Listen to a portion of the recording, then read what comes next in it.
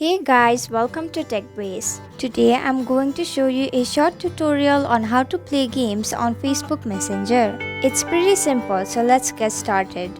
First, open Facebook Messenger on your mobile device. Select one of your chats. Tap on the plus icon at the bottom left of your screen. Select Play Games.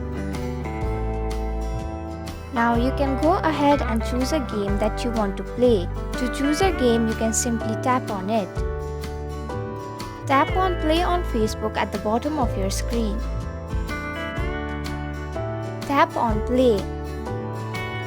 Tap on Continue if you want the tutorial for the game, or simply tap on Skip Tutorial at the top of your screen. Now you can easily enjoy free games with your friends. And that's it. This is how you play games on Facebook Messenger. Thank you for watching TechBase. I hope you found this video helpful. If it was, then please hit the like button and comment down if you have any questions or feedback. And if you're new to our channel, subscribe and hit the bell icon so you don't miss our upcoming videos.